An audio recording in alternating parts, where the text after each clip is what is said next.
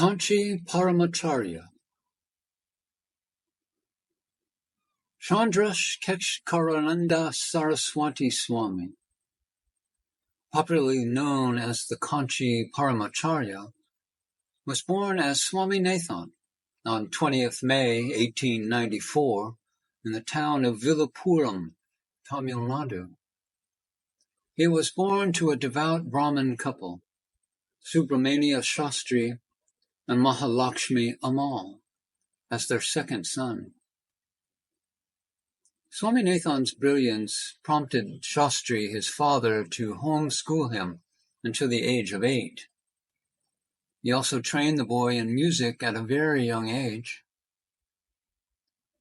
Swami Nathan, the future KANCHI, was capable of grasping and remembering anything that he saw or heard just once.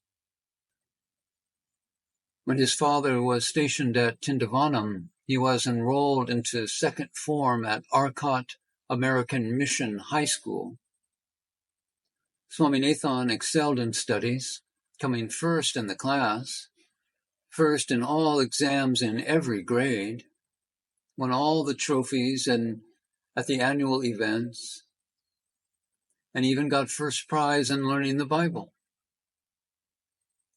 In 1906, Swami Nathan's father took his family with him to obtain the darshan of the then Shankaracharya, the 66th Pita Dipati of the KANCHI Kamakoti Pitam. The family stayed on for 2 days to get the benefit of Swami's continued darshan. During this occasion, the Acharya interacted closely with the young Swami Nathan and asked him many questions. Pleased with the young boy's brilliance and attractive personality, the Acharya was heard commenting, "He will turn out to be a Mahapurusha." Hearing this, his father's joy knew no bounds. He took leave from the Acharya and returned to Tindavanam, where he was stationed for work. The Acharya had meanwhile requested Subramania Shastri to bring Swami Nathan frequently to the math, the ashram. The Shastri accordingly took his son several times to the math. During frequent meetings, the abundant grace of the Guru flowed over young Swami Nathan. One day, Swami Nathan was found missing from his house in Tindavanam. His parents were very anxious and searched everywhere, but he was nowhere to be found. 2 days later, a messenger arrived from the Acharya's camp, which was 5 miles away. He conveyed the news that Swami Nathan had come there for Acharya's darshan on his own, and he was safe. And he added that the Acharya had sent him to convey this message to the parents. In the first week of February in 1907, Subramania Shastri's house received a telegram from the Muth camp asking Shastri to come to the Muth immediately with Swami Nathan. At the time that the telegram was sent to Tindavanam, the Acharya's health was in decline. Believing that his time was limited, the Acharya had sent the summons to Tindavanam with the intention of installing Swami Nathan as the next Acharya. An excerpt of how he became the 68th pontiff or Acharya was best told by the KANCHI himself and was published in Bhavan's Journal in Bombay. It said, "In the beginning of the year 1907, when I was studying in a Christian mission school at Tindavanam, I heard one day that the Shankaracharya of KANCHI Kamakoti Pitam, who was amidst us in our town in the previous year, attained Siddhi at Kalavai, a village about 10 miles from Arcot and 25 miles from Kanchipura. Information was received that a maternal cousin of mine, who, after some study of the Rig Veda, had joined the camp of the Acharya, offering his services to him, and was installed on the Pitham. He was the only son of the widowed and destitute sister of my mother, and there was not a soul in the camp to console her. My mother, with myself and the other children, started to Kalavai to console her sister on her son assuming sannyas at the ashram. We traveled by rail to Kanchipuram and halted at the Shankaracharya Math there. I had my ablutions at the Kumara Kushta Tirtha. A carriage of the Math had arrived there from Kalavai with persons to buy articles for the Maha Puja on the 10th day after the passing of the late Acharya. But one of them, a hereditary maestri, a mason of the Math, asked me to accompany him. A separate cart was engaged for the rest of the family to follow me. During our journey, the mason hinted to me that I might not return home, and that the rest of my life might have to be spent in the Math itself. At first, I thought that my elder cousin, having become the head of the Math, it might have been his wish that I was to live with him. But I was only 13 years of age, and so I wondered as to what use I might be to him in the institution.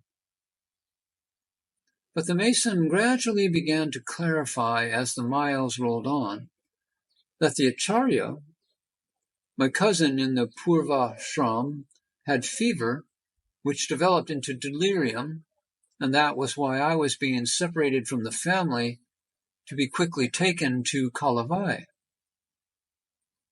He told me that he was commissioned to go to Tindavanam and fetch me, but he was able to meet me at Kanchipuram itself. I was stunned by this unexpected turn of events. I lay in a kneeling posture in the cart itself, shocked as I was, repeating, Rama, Rama, the only spiritual prayer I knew during the rest of the journey. My mother and the other children came some time later, only to find that instead of her mission of consoling her sister, she herself was placed in the state of having to be consoled by someone else for losing me as a son. My robes of sannyas were not the result of any renunciation on my part, nor had I the advantage of living under a guru for any length of time. I was surrounded from the very first day of sannyas by all the comforts and responsibilities of a gorgeous court. In the years 1909 and 1910, the Mutt appointed scholars who were engaged to teach and train Swami in Sanskrit and Vedic studies. The scholars and the academics of the day were surprised at the brilliance and sharpness of the Swamiji's intellect. The method of schooling given to the new Acharya, the Swami, was very unique. Ordinarily, students treat their teachers with respect and devotion and learn from them. However, the scholars who taught Swami would pay their respects and devotion to him before and after their lessons. Some of the subjects learnt by Swami included the Vyakaranam, the Tharka Shastra, the Vedanta, and others. Swami also learnt languages like Marathi and French. During what little time he had, he got Tamil scholars to train him in Tamil grammar and literature. He made a deep study of the Thivaram, the Thiruvachakam, and the Periya Puranam, among others. Swami used to take walks in the sand dunes in the middle of the Kavari and enjoy the natural beauty. and sometimes get absorbed in meditation in the beautiful surroundings. He liked to take photographs of picturesque landscapes. In those days, there used to be a person who would follow the Swami with a camera, and the Swami would order him randomly to take pictures of certain scenes. Because he was familiar with the intricacies of photography, he would give suggestions and tips to photographers while taking pictures. Swami also became well-versed in mathematics, astrology, and astronomy, and he also made himself familiar with the Vaishnavite scriptures. The young Shankaracharya strode this earth as an authentic Jagat Guru, making his devotees at home and abroad, from Kailash and Kasi in the north, to Kanyakumari in the south, and all of them marvel at the mastery, the self-assurance, the humility, the dedication and self-discipline of the young sannyasin. He journeyed rapidly across the country, as did one of the ancient sages, Adi Shankara, also mostly on foot, practicing rigorous personal tapas, austerities, and in a spirit of brooding meditativeness.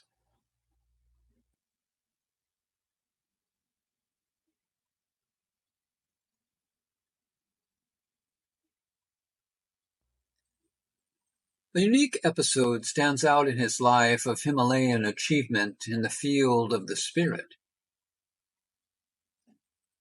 When the author of A Search in Secret India met the Paramacharya first at Chingalput and sought help in his explorations of the mind and heart of the real India, he was asked to go to Tiruvannamalai and meet Bhagavan Sri Ramana, who was a shining example of self-realization.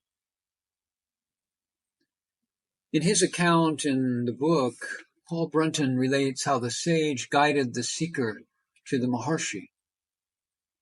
He writes, "I look at him in silence. This short man is clad in the ochre-colored robe of a monk and leans his weight on a friar's staff. I have been told that he is on the right side of 40. Hence I am surprised to find his hair quite gray. His noble face, pictured in gray and brown, takes an honored place in the long portrait gallery of my memory. That elusive element which the French aptly term spiritual is present in his face. His expression is modest and mild, the large dark eyes being extraordinarily tranquil and beautiful. The nose is short, straight, and classically regular. There is a rugged little beard on his chin, and the gravity of his mouth is most noticeable. Such a face might have belonged to one of the saints who graced the Christian Church during the Middle Ages, except that this one possesses the added quality of intellectuality. I suppose we of the practical West would say that he has the eyes of a dreamer. Somehow I feel in an inexplicable way that there is something more than mere dreams behind those heavy lids. I broach the matter of my quest, and His Holiness questions me about the different yogis or holy men I have met so far. After that, I frankly tell him, I would like to meet someone who has high attainments in yoga and can give some sort of proof or demonstration of them. There are many of your holy men who can only give one more talk when they are asked for this proof. Am I asking for too much? His Holiness' tranquil eyes meet mine. There is a pause for a whole minute. His Holiness fingers his beard and says, "If you are seeking initiation into real yoga of the higher kind, then you are not seeking too much. Your earnestness will help you, while I can perceive the strength of your determination. But a light is beginning to awaken within you, which will guide you to what you want, without a doubt." I am not sure whether I correctly understand him, so I say, so far I have depended on myself for guidance. Even some of your ancient sages say that there is no other God than that which is within ourselves, I tell him. And the answer comes swiftly. God is everywhere. How can one limit him to one's own self? He supports the entire universe. I feel that I am getting out of my depth and immediately turn the talk away from this semi-theological strain and ask, what is the most practical course for me to take? Go on with your travels. When you have finished them, think of the various yogis and holy men you have met. Then pick out the one who makes most appeal to you. Return to him, and he will surely bestow the initiation upon you. I look at his calm profile and admire its singular serenity, and say, but suppose, Your Holiness, that none of them makes sufficient appeal to me. What then? In that case, you will have to go on alone until God himself initiates you. Practice meditation regularly. Contemplate the higher things with love in your heart. Think often of soul, and that will help to bring you to it. The best time to practice is the Brahma Muhurta, the hour of waking, between 4 and 6 a.m. The next best time is the hour of twilight. The world is calmer at those times and will disturb your meditations less. He gazes benevolently at me. I begin to envy the saintly peace which dwells on his bearded face. Surely his heart has never known the devastating upheavals which have scarred mine.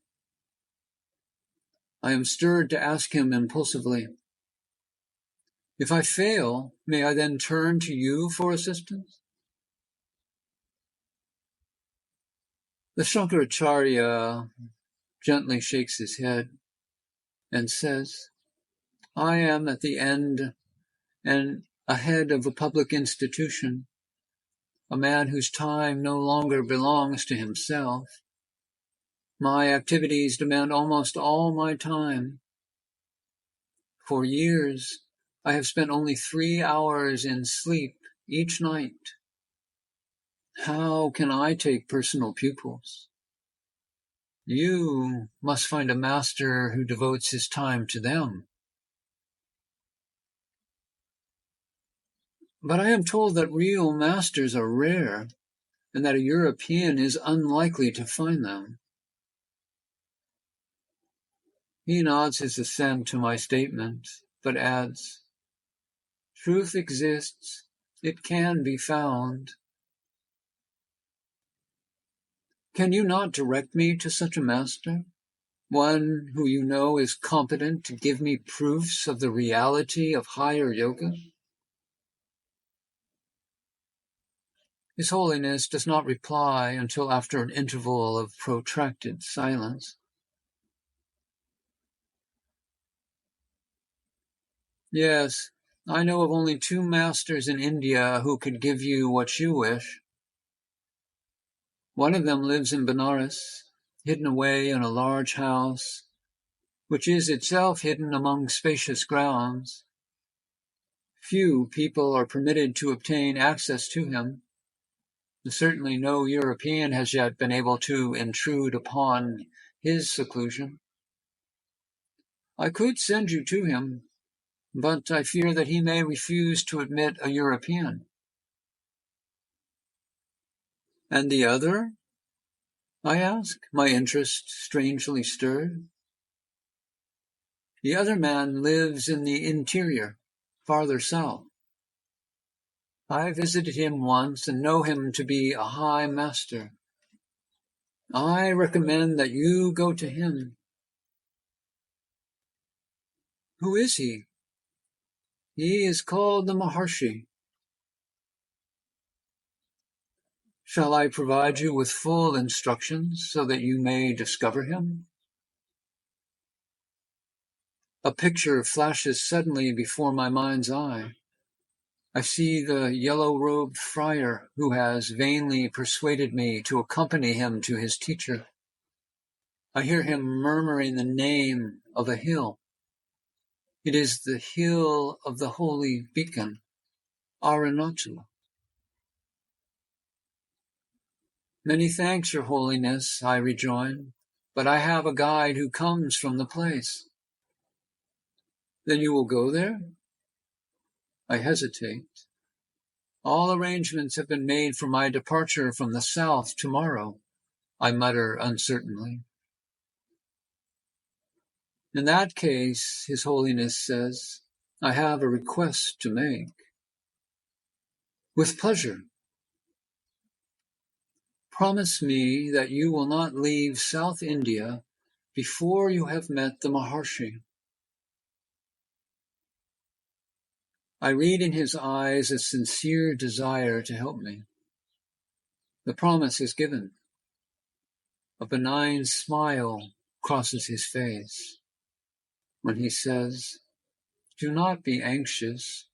You shall discover that which you seek.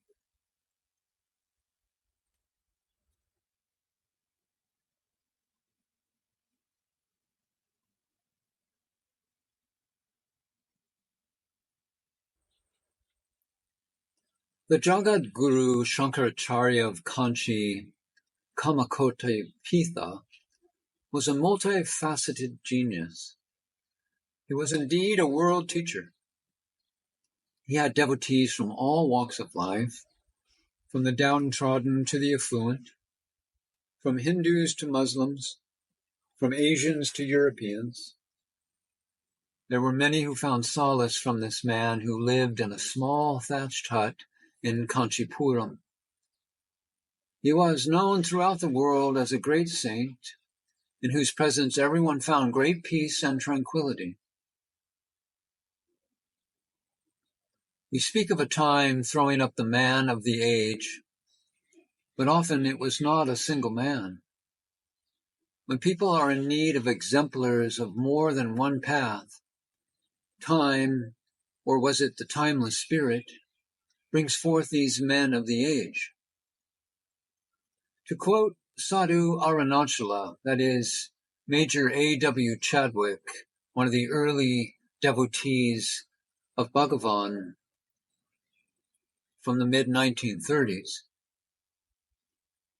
the classic examples of the four yogas in modern times are Jnana, Sri Ramana Maharshi, Bhakti, Sri Ramakrishna Paramahansa, Yoga, Sri Aurobindo of Patanjali, and Karma, Sri Shankaracharya of Kanchipita. His long tenure as Pitadipati is considered by many to have been the golden era of the Kanchi Kamakote Pita. He attained Mahasamadhi on 8th of January, 1994, at the age of 100. A never-ending stream of people filed past the same dais where they had been having his darshan all these years. The saint's appeal cutting across religion, caste, and creed and was eloquently attested by numerous Muslims in traditional headgear and several Christian nuns in the 3-mile-long queue. Roads jammed as crowds of people descended on Kanchi. The then Prime Minister of India, P.V. Narasimha Rao, cancelled all his programs to attend the interment ceremony. A shrine was erected on the spot of his samadhi. Not surprisingly, the sage of Kanchi continues to draw hordes of the needy and the faithful to his eternal presence to this day. The Paramacharya and V. Ganesan. In 1940-41, His Holiness the Kanchi Mahapurivaya came to camp in Tiruvannamalai. The reception committee had arranged for a grand traditional reception, which included taking him in a palanquin around the 4 main streets encircling the temple one night. Our family was staying in a house on Big Street at that time. When the procession reached our house, it was past midnight. His Holiness stopped the procession in front of our house and accepted the honor extended to him by my parents. I was only 5 years old at that time and was fast asleep. My parents gathered those who were awake, reached the palanquin, and introduced them to His Holiness. The Mahapurivaya specifically asked for the second son, and my father reported that I, the second son, was adamant on his deep sleep, not being disturbed, and would not be coming out. His Holiness insisted that I be lifted up and brought to his presence. When I was brought, I am told by my mother, His Holiness intently looked at me with a gracious smile, plucked a jasmine flower from the garland he was wearing on his neck, and flipped it towards me as a sign of blessing. My mother added that the flower came and hit the right side of my chest, which she felt was a great blessing poured on me by His Holiness. All my life I have been totally devoted to Sri Bhagavan and for propagation of his teaching. At the same time, I have moved very closely with staunch devotees of the Paramacharya and have had tremendous admiration for and adoration to him. Since I could not observe karma marga, I could not move closely with the sage of Kanchi. Kanakami, an old devotee of Bhagavan Ramana, recalls an unforgettable encounter with the sage of Kanchi. She says, "It was an evening in the year 1958. The Kanchi Acharya was camping in West Mambalam in Madras. When I went to the camp, there was nobody else except a couple of muth workers with the Acharya. It was indeed a rare opportunity for me to have a quiet, leisurely darshan. I bowed before him and stood up with palms joined. The Acharya smiled very graciously and asked me, 'Are you here in Madras these days?' I said, 'Yes.' He made very kind inquiries about my mother and other family members, and then asked, 'Are you not still at Sri Ramanasramam in Tiruvannamalai?' I said, 'I am there ever since I moved to that place.' What the Acharya said on hearing my reply thrilled me. He said, 'Oh, you live in solitude.'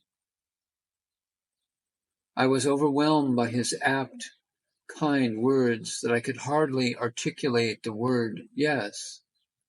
I just nodded in assent. And then the Acharya said, 'And you listen to Vedanta?' I again nodded. 'And of course you cook your own food.' The 3 questions of the Acharya, which were more affirmative than interrogative in tone, plunged me in pure joy. I said, Please bless me that I may continue like this.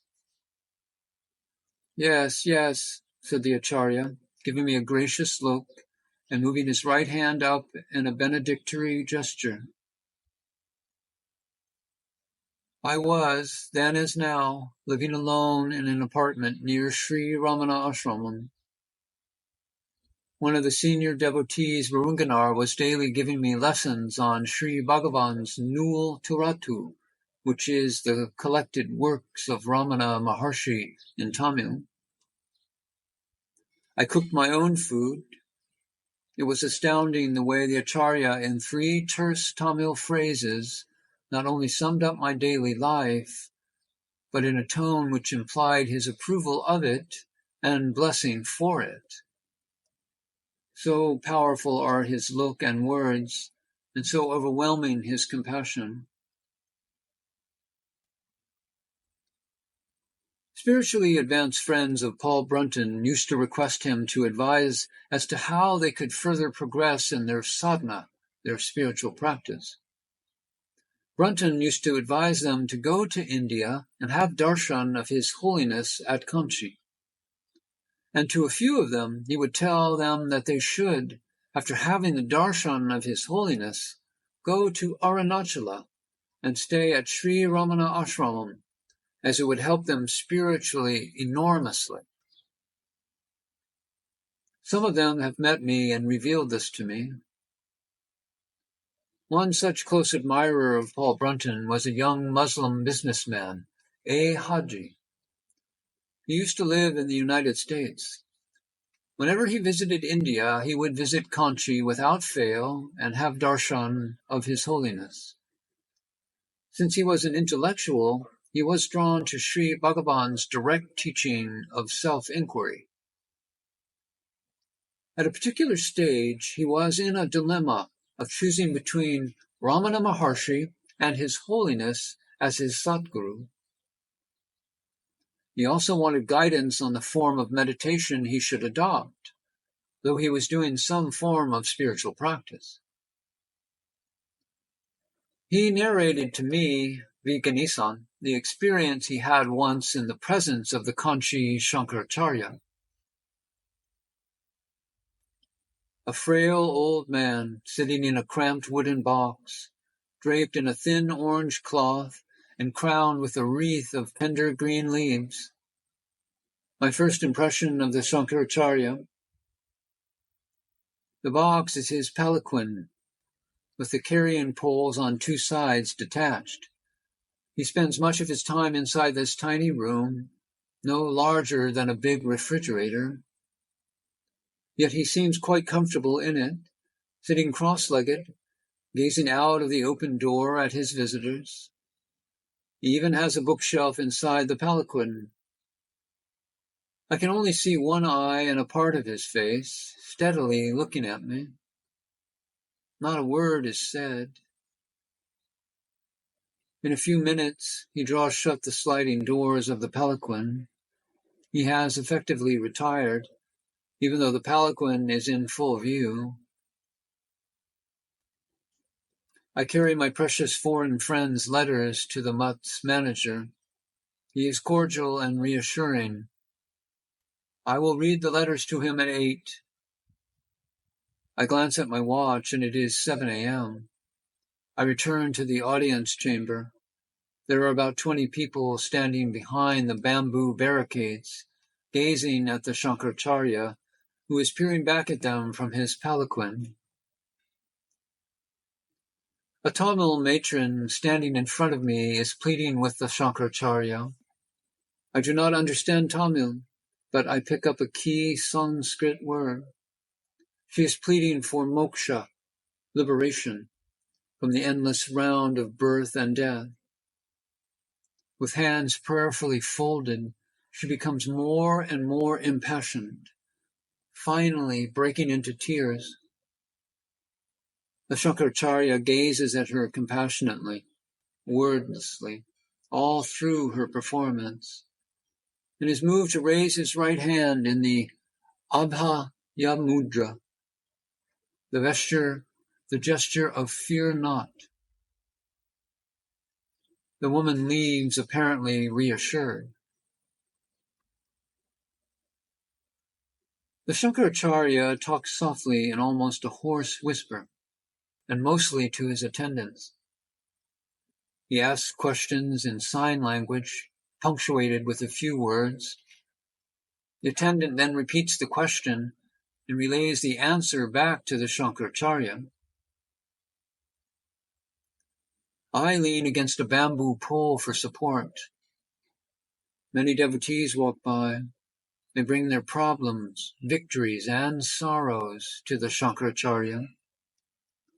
He listens intently to his attendant, voicing these messages of humankind. Often he asks questions. He is hard of hearing, and the attendant must shout loudly. A young boy, hardly 12, folds his hands in prayer in front of the Shankaracharya, and at the urging of his mother, rattles off a longish prayer. The Shankaracharya asks a question. On hearing the reply, a smile suddenly appears on the Shankaracharya's face. He seems more than happy. I grow weak in the knees. I cannot stand there any longer. I look at my watch. It's only 7:20 a.m. I go to the back of the crowd and find a seat from where I can see the Shankaracharya. My tiredness refuses to go away. I find that if I lean my head against the wall, I am quite comfortable. I open my eyes. It is already 10 minutes past 8. I have been asleep for almost an hour. I stand up to stretch, silhouetted against the bright sky. The Shankaracharya immediately points a finger at me. Where do you come from? The question is shot at me through the attendant. I come from America, I answer, surprised by this sudden turn of attention. When did you land in India? He asked. I arrived on the 24th of last month, I quickly guess. Then a short silence. Do you have a question for the Shankaracharya? I decide to first seek advice about my meditation, postponing that crucial question I had decided to test him with, namely, who is my guru? As if echoing this, the attendant queries back, who is your guru? Who do you think of in your meditation? I find myself answering, Ramana Maharshi. This is a strange turn of events. I have just answered my own unasked question without the least hesitation, almost as if at some deeper level I already knew the answer. Then my question on meditation is answered. I am advised to discontinue my current practice and concentrate on focusing my love and attention on my guru. The Shankaracharya ends the discussion with a very Indian shaking of his head from side to side, which seems to say, all is understood and will be taken care of. With his right hand raised in blessing, he gently motions me out of the audience chamber.